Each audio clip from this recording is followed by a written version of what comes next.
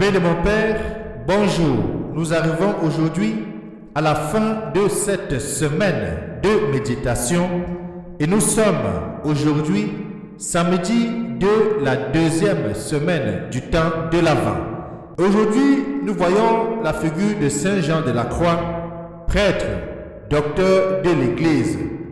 Il faut dire bien de mon Père que Jean de la Croix, né vers 1542 et qui va quitter ce monde vers 1591, religieux carme espagnol, rencontra à 25 ans Thérèse d'Avila, la réformatrice du Carmel.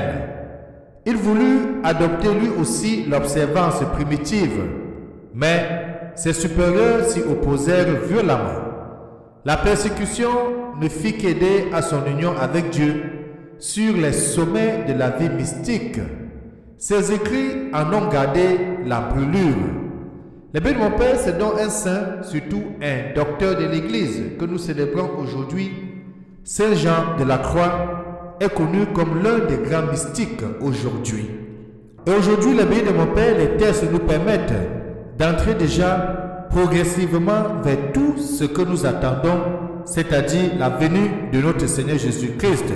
Il nous permet de préparer notre cœur, de nous préparer à l'accueillir avec joie, avec faste, parce que n'oublions pas, demain dimanche, nous entrons déjà dans le troisième dimanche du temps de l'Avent, qui est le dimanche de la joie. Aujourd'hui, nous avons donc deux textes.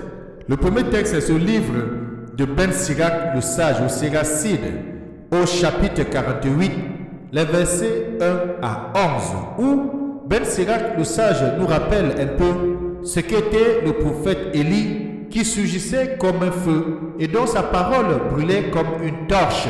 Mais ce qu'on peut retenir, c'est que Élie doit revenir.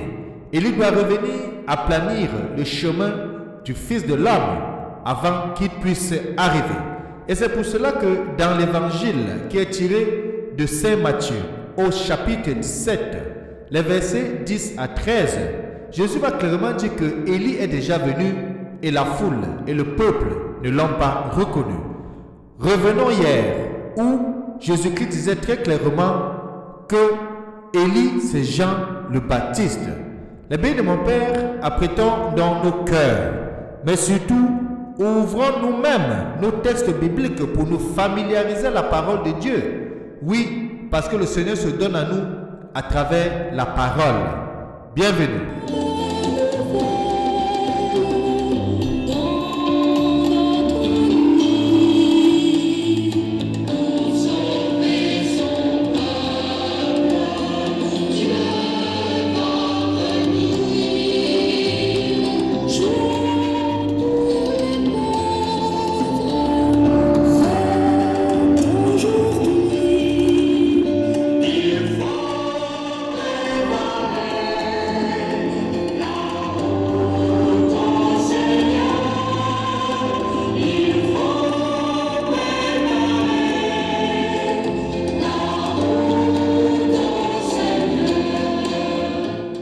Il faut préparer la route au Seigneur parce que pour nous sauver, Dieu va venir. Tournons-nous donc et prions. Nous t'en prions, Dieu Tout-Puissant, que la splendeur de ta gloire se lève en nos cœurs et l'avènement de ton Fils unique, dissipant les dernières ombres de la nuit, fera voir au grand jour que nous sommes fils et filles de ta lumière. Par Jésus-Christ, ton Fils bien-aimé, lui qui vit et règne avec toi dans l'unité du Saint-Esprit, Dieu maintenant et pour des siècles des siècles. Amen. Les biens de mon Père, je vous invite donc chacun à ouvrir sa Bible au livre de Ben Sirac le Sage ou Siracide, dans le chapitre 48, de lire les versets 1 à 11. Bonne lecture.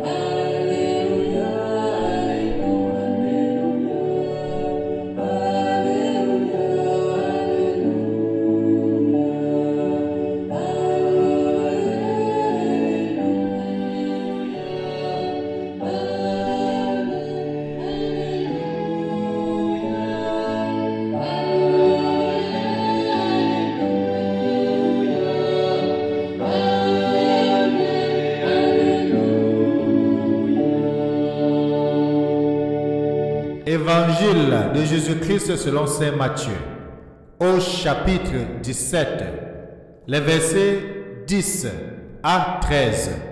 Descendant de la montagne, les disciples interrogèrent Jésus. Pourquoi donc les scribes disent-ils que le prophète Élie doit venir d'abord? Jésus leur répondit, Élie va venir pour remettre toutes choses à sa place. Mais je vous le déclare, Élie est déjà venu.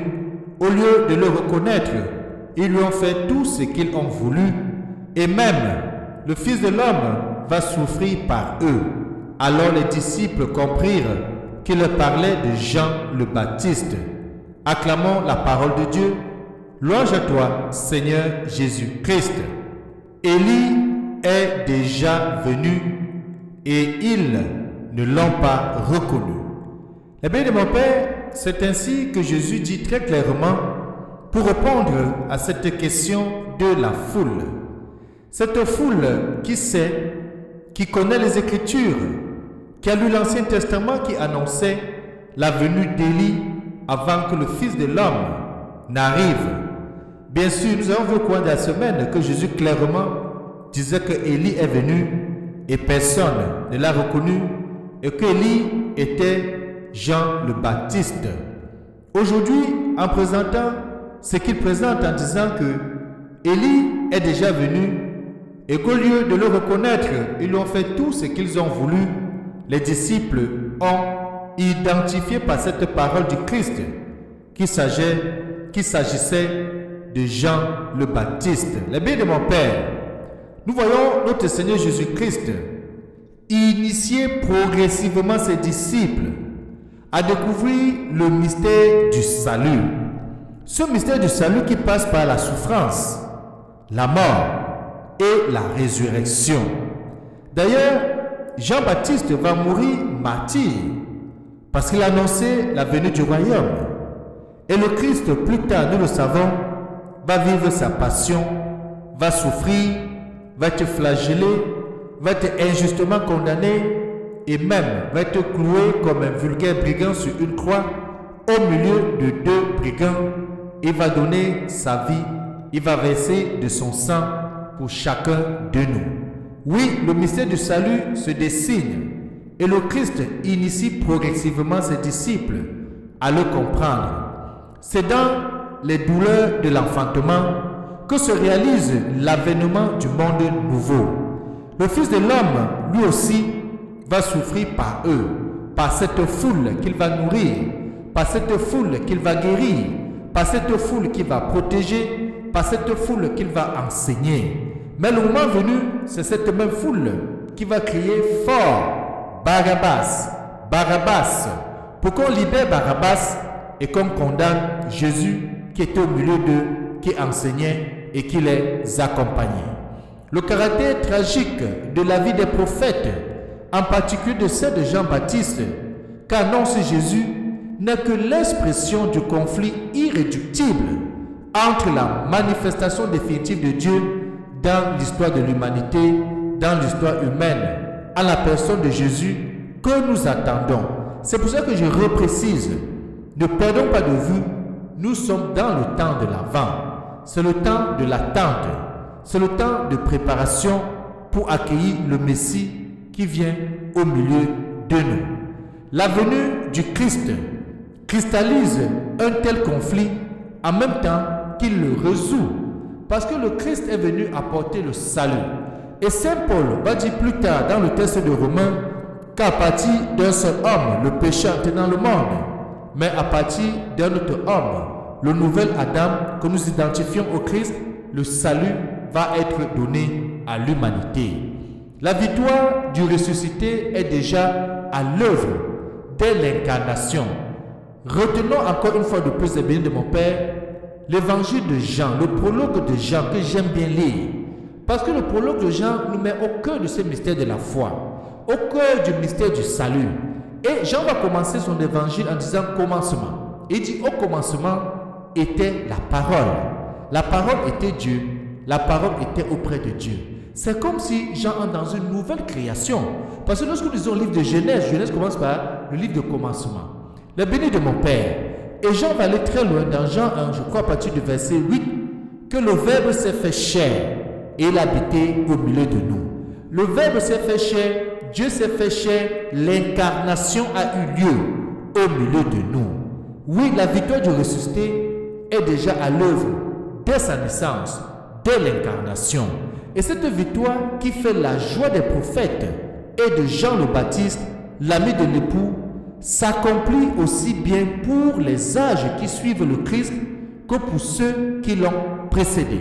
Ça veut dire que le salut que le Christ nous a donné, c'est pour nous aujourd'hui. C'est pour ceux qui étaient à l'époque du Christ, mais pour ceux aussi qui sont morts avant la venue du Christ.